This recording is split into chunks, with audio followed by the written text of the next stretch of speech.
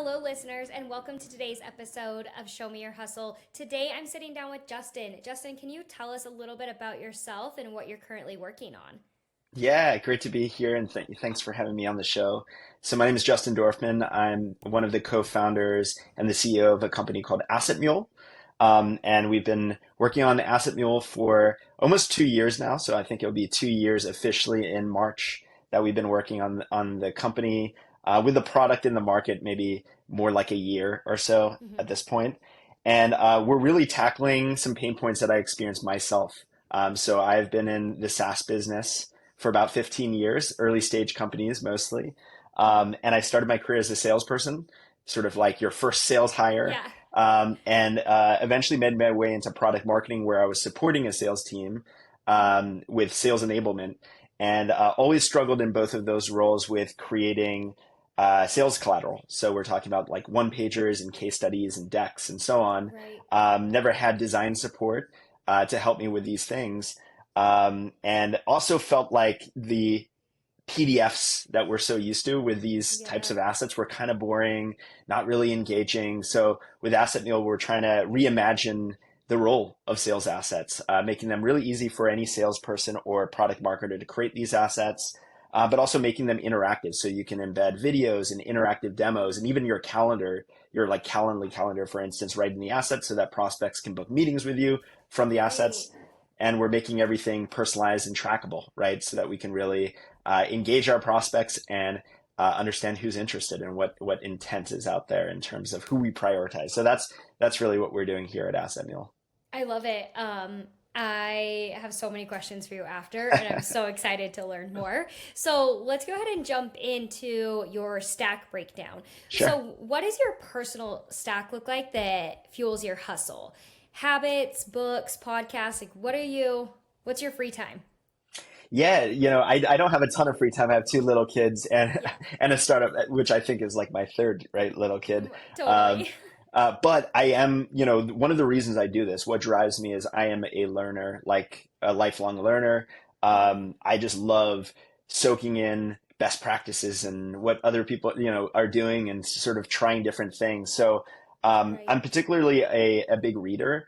So when you ask me like what are my favorite books and stuff, it's a really long list. It's hard for me to I think we'd spend the whole episode talking about Yes. books if that was the case. But there's a couple that have really influenced me both in my entire career and then more recently. So career wise, Crossing the Chasm, these are sort of old classics hmm in the tech space. Crossing the Chasm and Innovator's Dilemma were two of the first books that I read uh, Okay. when I joined early stage startups, and really have to this day shaped how I think about go to market and innovation.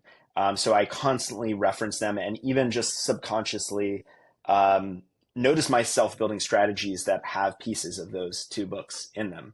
Right. Um, Right. More recently, I would say, as I've taken on the role of founder and CEO and really got into product development, hmm books like the Lean Product Playbook. So if you're familiar with the Lean Yep. Startup, Lean Product Playbook is kind of I would say Lean Startup is the concept, and Lean Product Playbook is like the how to actually implement that. I Right. read a ton of books on product development, and that was one of them that really nailed it for me, and I think gave me concrete frameworks on how to go about building a product, getting customer feedback, and making sure it's always embedded in your iterations of your product. And then Right. more recently, I've been reading Wes Bush. So very like product led growth sort of focused books. So that's our go to market and business model. So his recent Yeah. book, The Product Led Playbook, is a really awesome sort of end to end on how to build out a product led strategy. And then finally, as a founder, I'm always looking for content that it's a tough journey, right? And you want to be able to hear other people's Right. successes and challenges and how they got through it, and almost like have somebody to tell you that it's okay, right? The journey that you're going through is normal. And I found Yeah. that Rand Fishkin's book, Lost and Founder, was one of the most honest and just like best accounts of most transparent, let's say, accounts of the startup journey. So I really really enjoyed that book. So again, I could go the whole time talking about books, but those are some of the ones that really Right. stand out. And then there's podcasts and all kinds of things in there as well. But books really to me are where, it's such a amazing medium to be able to soak in somebody's experience, right? And be able to benefit from it. So I really Totally. love books on that front. Totally. Um, what about your personal tech stack? Like, Tech what are stack, you yeah. in So every day? yeah, it's just the usual stuff. Google, right? Google Suite for an early stage company. If you don't have a ton of budget and you need, all the docs and the decks and this spreadsheets Right. and all that stuff, it can't get better than I think the Google Suite. Obviously, Slack is where we live in Yeah. terms of real time conversations and sharing ideas and so on. What else do I use? Uh, HubSpot is our CRM and is becoming more and more also our marketing automation tool. So Right. I actually had never used HubSpot before. I'd always been a Salesforce kind of guy. And, Yeah. HubSpot makes it super easy for an early stage company to get these things up and running for free. So Totally. I've just become a huge fan of Yeah. their product suite. So that's something that I use all the time. Um, Intercom. So with my background in product marketing, I'm always thinking about ways to communicate with our users, either Yeah. through in-app messages, product tours, you know, support chat, and even help center. And I just feel like very much similar to HubSpot, they have just such an amazing suite of products that really give you Right. an end-to-end way of communicating with your customers. And I'd say like more recently, I've become a huge fan of PostHog. So as we get more and more customers signing up for Asset Mule, and especially since we're a product-led company, being able to uh, track adoption and Right. conversions and really, iterate on the product based on what we're seeing and A/B test and all that stuff.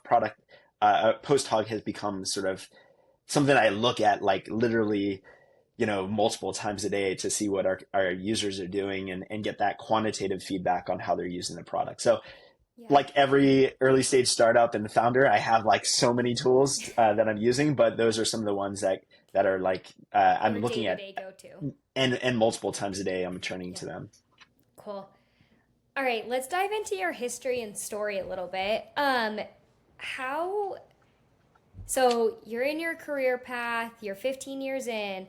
How did you make the jump to becoming a founder? Yeah, it's an interesting story in that maybe a lot like other folks out there these days is I found myself at a crossroads because of a mass layoff at a tech company. Yeah. So I had always been at early stage companies, and I decided to make a little bit of a pivot in my career and try out like a hyper growth stage company and Yeah. joined a company in the blockchain and crypto space, a space that I had been sort of personally following for some time. And it was an amazing run for 18 months where I joined like at the heat of the bull market. And, Yeah. I was a product marketer, so it was just amazing. I was a solo product marketer at a hyper growth company. So I launched dozens of products, right? From, Right. trading platforms to a crypto debit card to an NFT platform. So amazing run on the way up. And then Totally. obviously, I think the crypto industry and the blockchain industry was one of the first to take, the big That hit, big right? hit. Yeah, When the market started exactly. crashing. And, Totally. as a product marketer and somebody that was like solo launching all these products, I managed to make it through multiple rounds of layoffs. I think 4 rounds of layoffs. But then at the very end there, the company made a decision to really, shut down the U.S. side of the business a little bit for the time being, and really uh, pull back on marketing and focus on supporting customers with the product and so on. So found Right. myself out there and thinking about okay, what's next, right?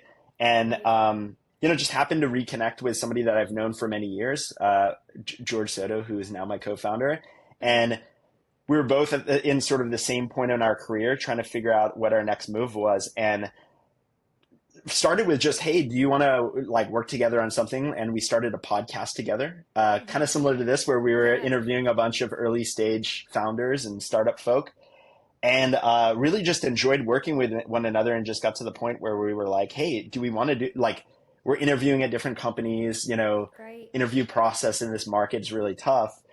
Should we just start something on our own? And pulled in a third co-founder that I've known for many years, Dane, who is one of the most talented. Dane Lyons is one of the most talented full stack engineers that I've ever met, and knew that I wanted to work with him on something at some point. Brought Right. him in and started bouncing some ideas out there, and started throwing those ideas into customer discovery with some, people that we knew, and really found that there was something with this sales Yeah. asset space, and just sort of pulled the thread from there, and it became, a full-time thing shortly after that. Awesome. Okay, so with that, what's been the biggest pivot you've had to make in the recent start of Asset Mule? Like Yeah, so you have your North Star yeah. and then your have that oh shoot moment. Yeah, so interesting enough, it hasn't been a major product or your usual sort of product pivot that I Right. think you would usually hear. Mm-hmm. Because I'm solving my own pain points. I kind of knew from the beginning that this problem existed, and was quickly able to validate it with a bunch of product marketers, and Yeah. get a product into their hands and iterate on it. Sure, there have been a little bit of iterations in terms of positioning and messaging, and Mm-hmm. I think we leaned a little bit deeper into the interactive side and the trackability of these sales assets than maybe my original vision was, Right. where it was more around like making these things easy to use and to create, which is still a core part of it. But actually, Right. when you asked about a pivot, the big moment that I think about is actually deciding to bootstrap this business versus go the funding route. So Yeah. we did raise, we didn't, to be very transparent, we're not completely bootstrapped. We raised a little bit of friends and family money Mm-hmm. early on, about a year Yeah. in, Okay. 200,000 from friends and family when we decided that we wanted to focus this on this full time. And the idea was then to raise a seed round, and maybe even, Yeah. join an accelerator, or sort of go the usual path. And Right. we actually did go out there and, pitch some VCs and pitch some, you know, super angels, if you will. Yeah. And in that process, I started to realize that there was a little bit of a divergence in terms of what these folks felt the priority of the business was, and maybe what I personally and my co-founders felt was the priority. A lot of Right. them naturally were very focused on growth, and, Yeah. okay, how are you going to use these funds to grow faster and grow more? And, Right. I felt like we still were, although we had early traction, we were still trying to find product market fit and really Right. nail that product market fit before we wanted to invest money in putting fuel in the fire and growing. And Exactly. realize that, maybe the funding path, maybe that focus on growth at all costs is not what we want to do now, but also maybe not what we ever want to do as a business. And, Mm-hmm. we kind of had a uh, come to Jesus moment between the three of Yeah. us, right? Yeah. Which was, what kind of business do we really want to build, right? Do we really feel that we want to be that, massive, fast growing $100 million, $1 billion unicorn business? Is that the type of life also personally that we want to live?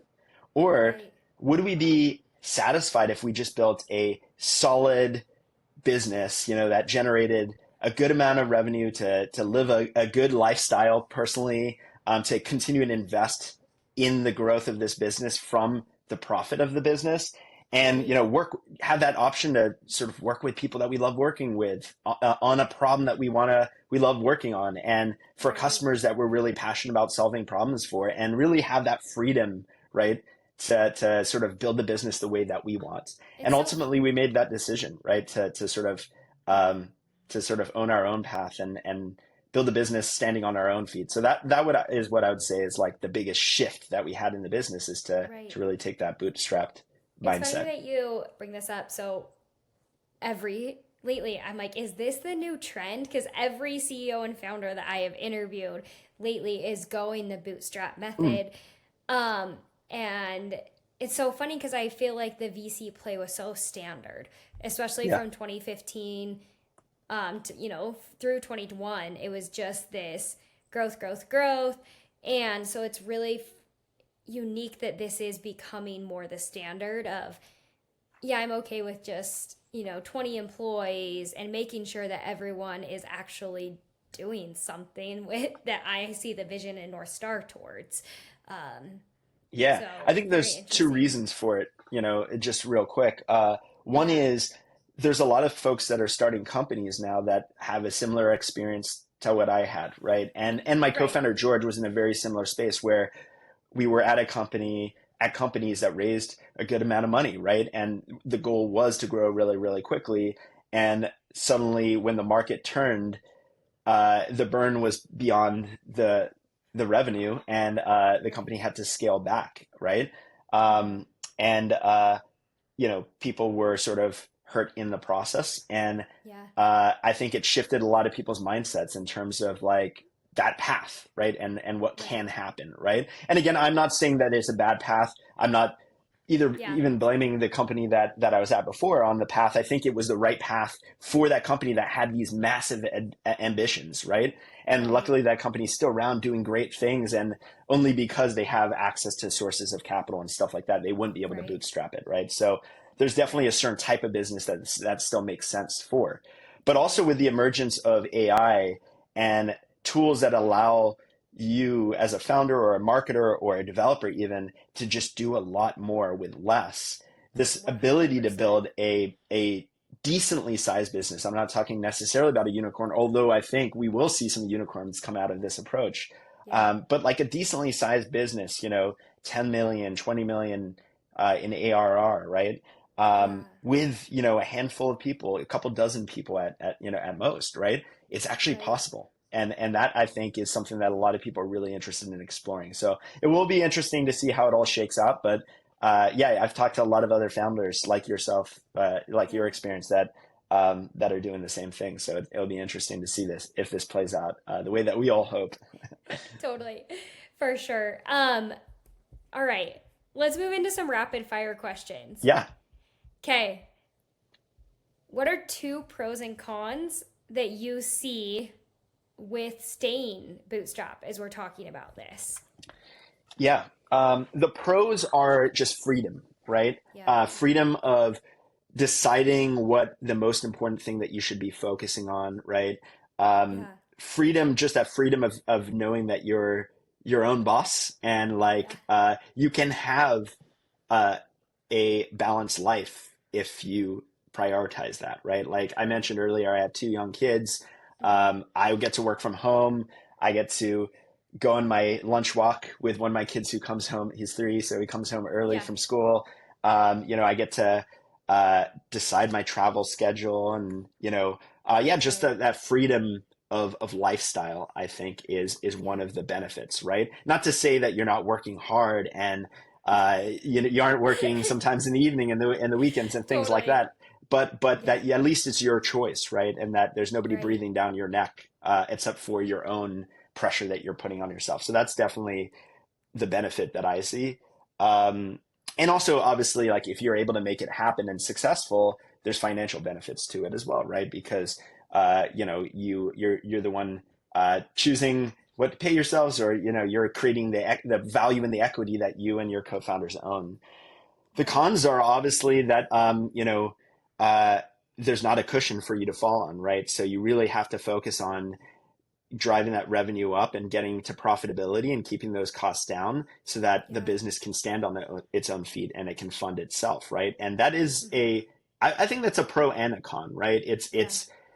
If we think about traditionally how businesses work, that's the way that businesses have always been built before this The Silicon VC plane. Valley Yep. VC world that we've entered, right? So there's something definitely a pro to returning back to that reality, but there's cons in terms of like you have to make trade-offs, right? And there's certain marketing plays that you have to wait on before you can really invest in them, right? And Right. there's definitely some luxuries that you'd love to be able to take that you can't, right? Right. Early on. So uh, again, I think there are certain types of business where this path totally makes sense, and there's certain types of companies where the VC path is critical, right? You couldn't do it without it, right? So Right. for us, I think this is the path that we want to walk, and also the type of life that we want to build for ourselves personally, and that's what made most sense for us.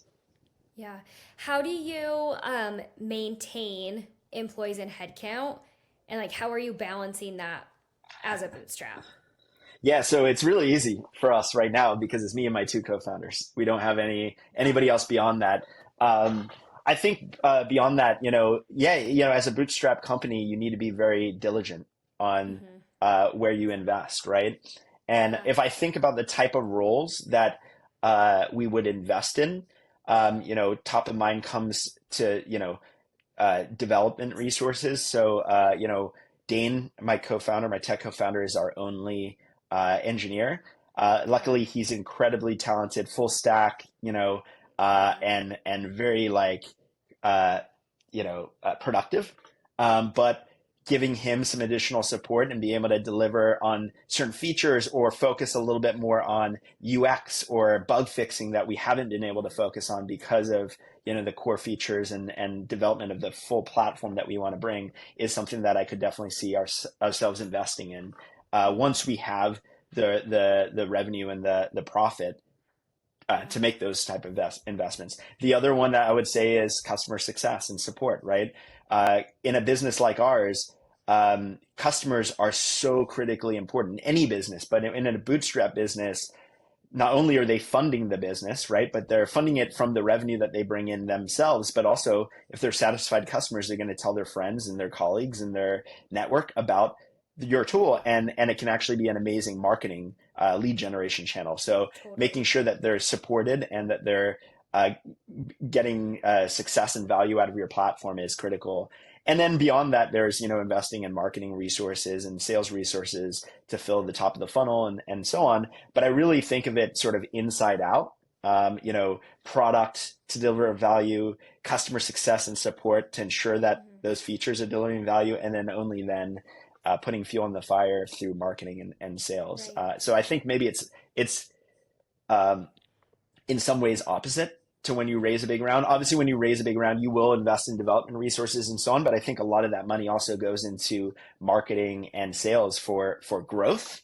And I Totally. think more about like product market fit, value, success, retention, these things Hmm. before thinking about filling the top of the funnel. And maybe that's more of a bootstrap mindset than a Totally. than a funded mindset. Yeah, I would say in my experience that's aligned. So Cool. awesome. Well, Justin, thank you so much. This has been so insightful. And I'm so excited to keep watching Asset Mule grow and what you're doing on LinkedIn. Awesome. Awesome. And that's another tool that I should have mentioned that obviously we're using a lot from a marketing standpoint. LinkedIn is our go-to. So anybody wants to learn more about what we're doing or follow us along in our journey, we share and build in public. So LinkedIn's the place to be. Totally. Well, thank you so much. Thank you for having me on.